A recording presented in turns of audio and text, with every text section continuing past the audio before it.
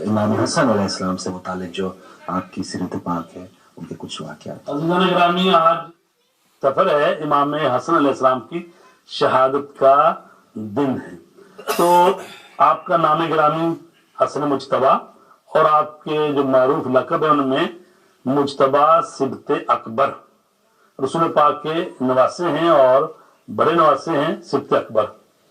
और आपके वालिद गिरामी हज़रत अली अलैहिस्सलाम और आपकी वालिदा गिरामी सैयदा कौनैन हज़रत फातिमा ज़हरा सलामुल्लाह अलैहा, और आपकी कुनियत है अबू मोहम्मद, और आपकी तारीख विलादत है 15 रमजान 3 हिजरी, यानी जब रसूल पाक की वफात हुई है उस वक्त आप तकरीबन 7 साल के थे।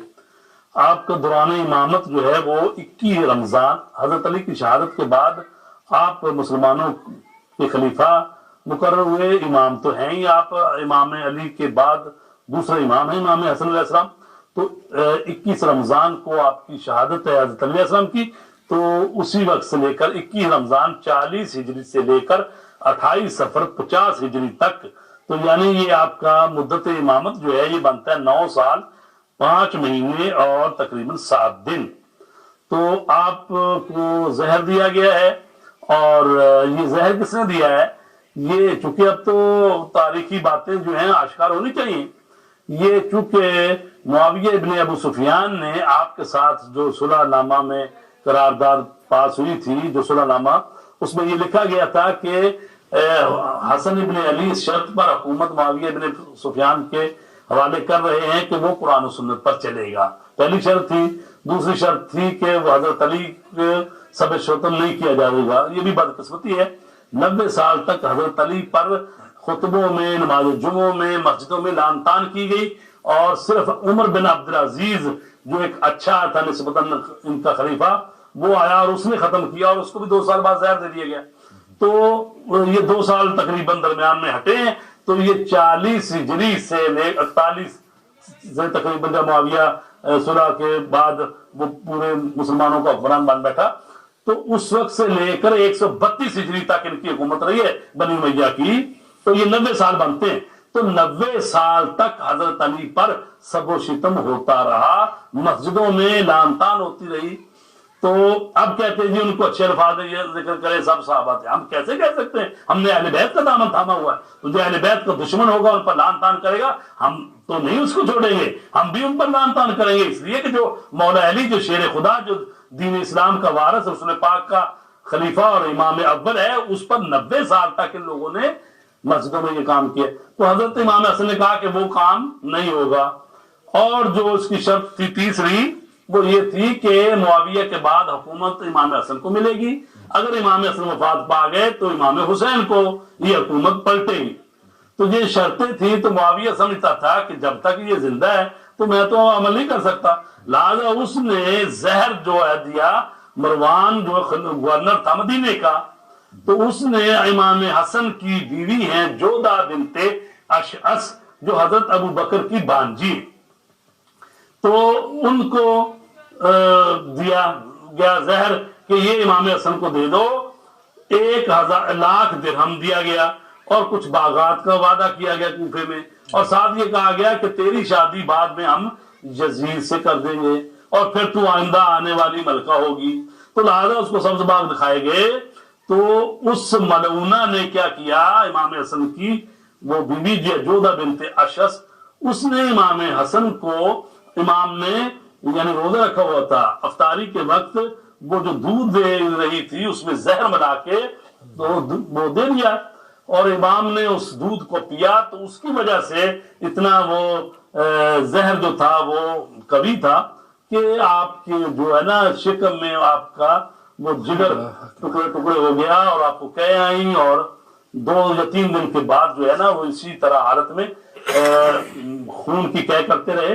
तो हजरत इमाम हसन जो है वो शहीद हो गए। और इस तरह मुआविया इब्न अबू सुफियान का वो रास्ते का जो था रुकावट वो खत्म हुई। तो उसने अपने बेटे यजीद को नॉमिनेट करके तो मुसलमानों से फिर वो बैत लेना शुरू हो गया कि ये मेरा जो बेटा है ये मुसलमानों का हुक्मरान है।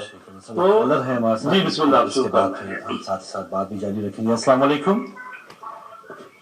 अस्सलाम वालेकुम। جی اب آپ لائیو ہے، بات کر سکتے ہیں. السلام علیکم. کوئٹہ میں جو شہداء ہوئے ہیں جی بھائی. اس ٹائم دھرنے میں جو ہے تحفظ عزاداری کونسل کے مرکزی چیئرمین رحیم جعفری صاحب جو ہے دھرنے میں موجود ہیں. اور اس ٹائم لائیو جو ہے ہم دھرنے میں موجود ہیں اس ٹائم. آپ اس وقت کوئٹہ میں شہداء کے جنازوں کو اس ٹائم ہم نے گلگتی بمبارگاہ کے سامنے ہزاروں مومنین کے ساتھ رکھا ہے. تو جی ہم یہ جو شہادتیں ہوئی ہیں اس پر تعزیت پیش کرتے ہیں امام زمانہ کے حضور اور تمام مسلمانوں اور مومنین کو تعزیت پیش کرتے ہیں اور خداوند عالم سے دعا کرتے ہیں کہ ان شہداء کو جو کوئٹہ میں ہوئے ہیں شہداء کربلا کے ساتھ اللہ تبارک تعالیٰ محشور فرمائے. اور کوئٹہ کے مومنین اتنے عرصے سے قربانیاں دے رہے ہیں اور ان کے خون سے ہولی کھیلی جا رہی ہے.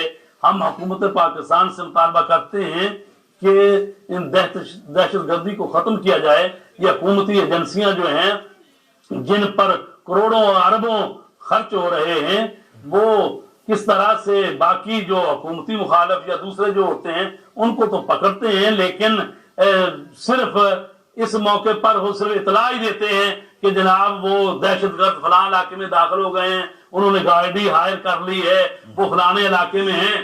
یہ ان کی ذمہ داری ہے کہ یہ ملک میں امن و امان قائم کریں, لوگوں کی جان و مال کی محافظت کریں.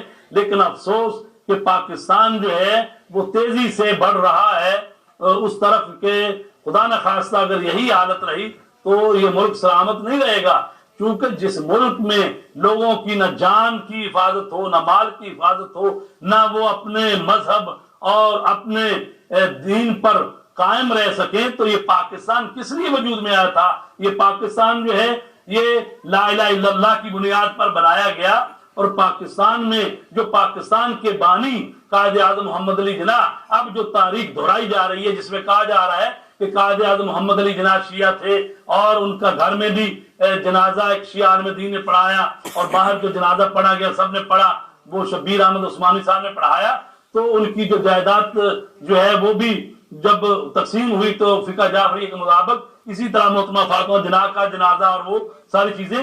تو لہٰذا ہم کہتے ہیں کہ قائد اعظم محمد علی جناح نے جو پاکستان بنایا انہوں نے بھی شیعہ سنی کی بیس پہ نہیں بنایا. انہوں نے کہا کہ ہم سب مسلمان ہیں اور رسول پاک کے امتی ہیں اور اس ملک میں جو پاکستان بنے گا اس میں ہم آزادی کے ساتھ رہیں گے, اپنے اپنے دین اور مذہب حتیٰ کہ اقلیتیں جو ہیں ان کو بھی تحفظ دیا جائے گا. لیکن افسوس کہ پاکستان میں آئے دن ہم دیکھتے ہیں کہ شیعوں کے خون سے ہولی کھیلی جا رہی ہے. اب یہ جو تازہ واقعہ ہوا اس میں تو سیکورٹی کے بھی 9-10 افراد, پولیس کے افراد شہید ہوئے ہیں, رضاکار شہید ہوئے ہیں, صحافی اس میں مارے گئے ہیں. ہم سب کے خاندانوں سے تعزیت کرتے ہیں اور حکومت وقت سے مطالبہ کرتے ہیں کہ ان دہشت گردوں کو کنٹرول کیا جائے, ان کو پکڑا جائے. کتنے دہشت گرد ہیں جو پکڑ کے دیے گئے ہیں لیکن کچھ عرصہ وہ کہہ کے یہ کہہ دیا جاتا ہے جن کی ایویڈنس پوری نہیں, ان کی گواہیاں پوری نہیں اور ان کو رہا کر دیا جاتا ہے. لہذا پاکستان کو اگر بچانا ہے تو پھر اس دہشت گردی پر قابو پانا ہوگا. اور کوئٹہ کے مومنین جو قربانیاں دے رہے ہیں اور جس طرح سے شیعوں کے خون سے ہولی کھیلی جا رہی ہے اور شیعوں کی نسل کشی کی جا رہی ہے, ہم اس کی پرزور مذمت کرتے ہیں. اور جتنے بھی لوگ یہاں دھرنا دے کر بیٹھے ہیں اور شہیدوں کے لواحقین سے اظہار ہمدردی کر رہے ہیں اور حقیقت میں یہ لوگ جو ہیں امام زمانہ کو پرسہ دے رہے ہیں کہ ان کے ماننے والے اور ان کے پیروکار اور ان کے فالوور اور کربلا کے نقش قدم پر چلنے والے لوگ قربانیاں دے رہے ہیں.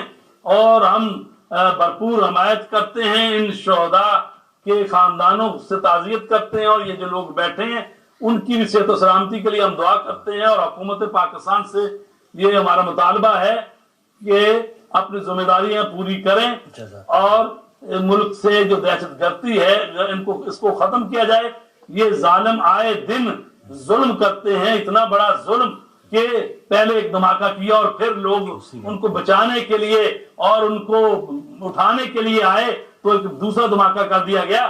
قرآن تو یہ کہتا ہے کہ جس نے ایک انسان بے گناہ کو قتل کیا گویا اس نے پوری انسانیت کو قتل کر دیا، اور جس نے ایک انسان کو بچایا اس نے پوری انسانیت کو بچایا۔